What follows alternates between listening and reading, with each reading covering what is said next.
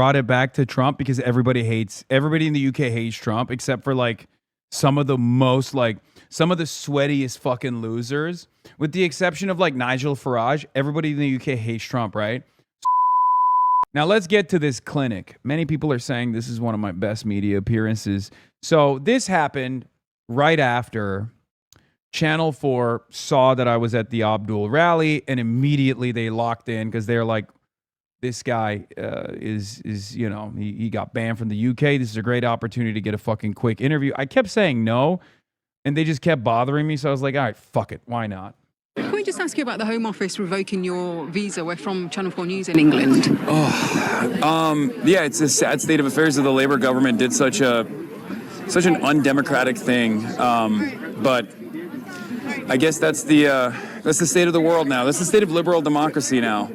I didn't have a problem going into the country under Tory leadership, which, clearly I'm at bigger odds with. They've said that your presence in the UK wouldn't be conducive to the public good. Do you think that could harm Abdul al-Said's campaign being associated with you? No, I don't think so. Will it put off some voters?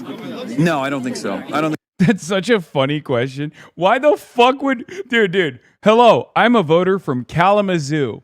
I am going to go out and vote for my favorite senator. Let's see. Will it be for Abdul al-Sayed or will it be for Haley Stevens? Hold on. Let me look through the list of possible surrogates for each campaign and then figure out if one of them has been banned from the UK. Like, what kind of insane line of questioning is this? To which I responded with, no. Why would that be top of mind? American voters are like, do I vote for the Israel Comes to Me in My Dreams candidate, or do I vote for the Medicare for All candidate? Wait, hold on. I was going to vote for the Medicare for All candidate over the Israel Comes to Me in My Dreams candidate, but after I found out that the Medicare for All candidate actually campaigned with a guy who got banned from the United Kingdom, I really got to reconsider my positions.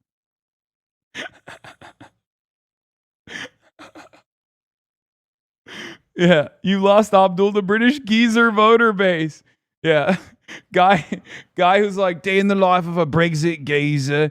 Wake up in the morning, have a jelly deal, have a go, look at my two favorite Senate candidacies in the Democratic Party. Hopefully neither of them have campaigned with someone who's been banned from the homeland. Yeah, fucking hell, he has. I was going to vote for this bloke who likes Medicare for All, and now I'm reconsidering. I think so. The overwhelming majority of the Western world, I think, recognizes that what Israel is doing is a genocide.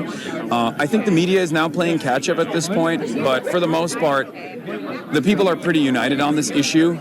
And no matter how hard governments move in the direction of repression, you can't really hide from the truth, and you can't really hide from the shame either. So, it's a setback, it's a hurdle, it's a real shame as well, especially considering that, I personally thought the UK was a bastion of liberal democracy, that these values like freedom of expression were values that especially the Labour government would be committed to. Hopefully there will be some attitude shifts happening with Burnham. The government says it is committed to those values, but it says that your presence, you threaten those values. You're not conducive to the public good because of some of your rhetoric. Yeah, of course the government is going to say that. They're not going to be like, yeah, we hate free speech now, but were they really committed to it with the pensioners that they arrested for the Palestine action protests that were taking place? I don't think so. I think that was a significant mode of repression from a government that recognizes that they are out of step with the needs of their voters, with the needs of the masses that recognize that Israel is committing a genocide, and the masses that demand a change from their government. That is the fundamental of liberal democracy, something that I believe in, something that I'm fighting for here in the United States of America, as the Trump administration is putting democracy in the crosshairs. And it is a real shame. By the way, that was deliberate. That was deliberate. I brought it back to Trump because everybody in the UK hates Trump, except for like some of the sweatiest fucking losers, with the exception of like Nigel Farage. Everybody in the UK hates Trump, right? So I'm saying like the Labour government is behaving like Trump. That's on purpose. Okay? I hit that line to be like, look, I'm fighting against Trump out here. I'm fighting against Trump's like anti-liberal, illiberal attitudes, and you're over there like, repeating it. It's completely unacceptable. See that exact same mechanism of repression get repeated in a country like the United Kingdom. It's something the country will deny, obviously, the United Kingdom's government. Of course it's going to deny it. Will you apply to go again now that Andy Burnham is in charge? I said that didn't get picked up that well in the mic, but I was like, of course they're going to deny it. They're not going to say they're fascist. They're not going to be like, yeah, we're doing it for fascism, yeah? Fucking hell. We having baked beans? Yes, of course. And there's, we're in works. There were a bunch of different conferences that I was supposed to take part in that I had to take part in digitally. Now, in the age of the internet, it is also additionally silly to try to restrict movement in this regard. But I think it was more so a message. It was a message to everybody else that to think twice before they speak out against Israel and against the UK's relationship with Israel, against the United States' relationship with Israel. It's very frustrating, and it also has an additional compounding effect in terms of growing anti-Semitism. Not only is this false association of Zionism and Judaism very harmful for Jews living in the Western world, and it's something that I actually ironically warned about the last time I was in the UK when I spoke at the Oxford Union, which is what I was supposed to do this time as well before I got banned. It's also very harmful for democracy in general. We should not feel comfortable about our governments taking action like this. And what about some British Jews who say they feel uncomfortable that some of the criticism of Israel does tip over into anti-Semitism? Some British Jews say that makes them feel very unsafe. Yeah, no, I totally understand that. Totally understand that. It's something that I oppose. Anti-Semitism is something that I fought back against. It is the canary in the coal mine of fascism. It's completely unacceptable. I'm an anti-fascist. I'm uncompromising on those values. I will always fight back against anti-Semitism as well. The fear can sometimes be very valid. And sometimes I think the fear steps into the territory of defending the nation state of Israel and its actions.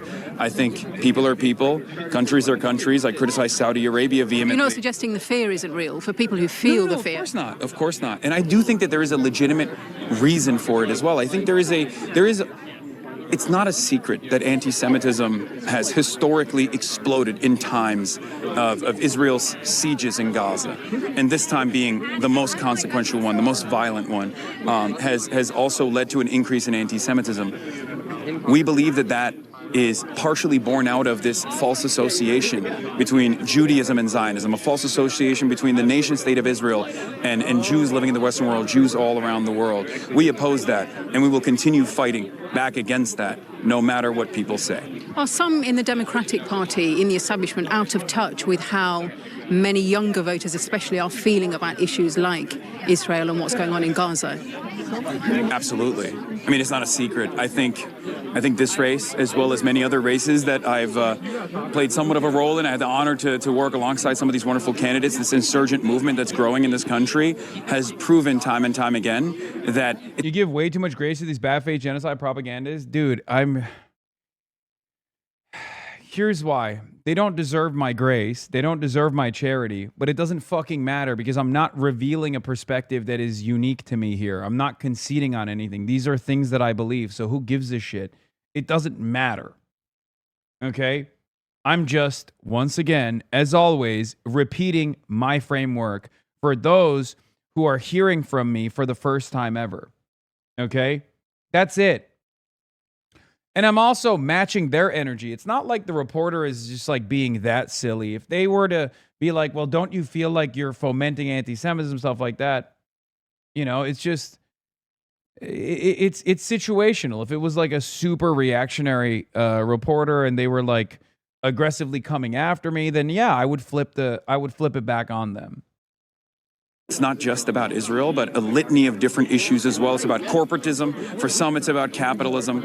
But for many, it's about corruption and a lack of interest from our politicians to address some of these. Also, yeah, you guys missed it. I fucking cooked right here. Has proven time and time again that it's not just about Israel, but a litany of different issues as well. It's about corporatism. For some, it's about capitalism.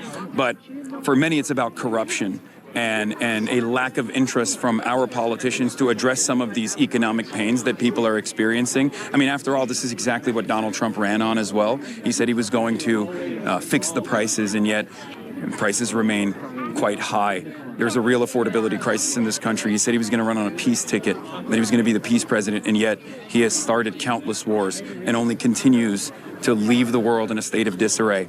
A lot of people are very frustrated by that. It's not just the Democrats either. There are a lot of independents who are frustrated by this too, and there are a lot of Republicans who are frustrated by this too.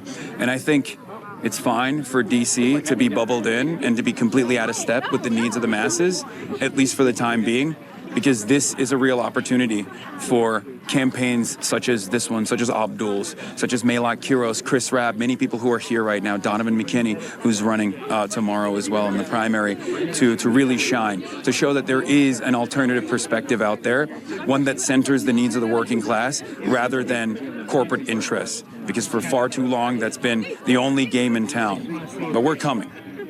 Are there parallels with how the working classes are feeling in Britain, but they're turning to the populist right and not the left? Why do you think that is? That is an exact parallel that I warned about when Keir Starmer won his race. That was my biggest warning to the British fans that I have, that if Keir Starmer does not overturn years and years of Tory-backed austerity measures, that the populist right was going to continue growing and become a force that the left, the institutional left, could not even fight back against. And I'm afraid that's exactly where we're at. However, at least with the Green Party, there is a little bit of excitement where the base can turn to a functional party that will represent their needs, that will represent a significant significant pushback against the growth of fascism in the UK, whether it be reform or even restore Britain. Including restore Britain and its unholy allegiance with the likes of Elon Musk. Thank you for that. Of course, no problem. That was a clinic. Okay, that was like, I'll take it. That was like Zoran level. Okay, that was Big Z level. Very clear, very concise. Boom, boom, boom, boom, boom. Another social interaction nailed. Blocked entry in the UK because of Israel's political lobby. Let's say it like it is. Have to remember the UK government now decides who can enter the country based on if Israel likes them or not. Would voters in Michigan thinking about Abdul be put off because Hasan was banned from the UK? What kind of question is that? Is Shermer getting blocked from entering the UK, but war criminals are welcome with open arms? Amazing analysis. He's miles ahead of the media in calling out power and demanding political reform.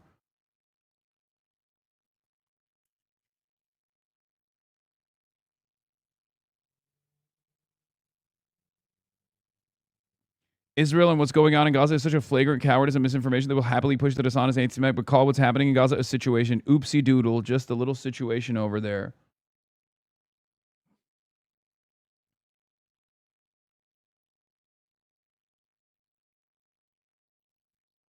Reporter blown away from the away by the most coherent and reasonable political interviewee she has ever encountered. What a change from the dissembling, mealy-mouthed, bought and paid for politicians and political pundits she meets in Britain. You conceded a little too much on anti-Zionism makes Jews feel less scared, though. Dude. That's not the primary concern. The primary concern is the genocide. It's very clear that I'm not saying that like that makes it appropriate to stop arguing against genocide. Are you fucking stupid? My argument there is it's understandable that there's a reasonable amount of fear that British Jews have. Sometimes that fear is reasonable, and in other times it actually sidestepped the conversation into stopping criticism of Israel. That's what I said. Are you fucking stupid? Do you have shit in your ear?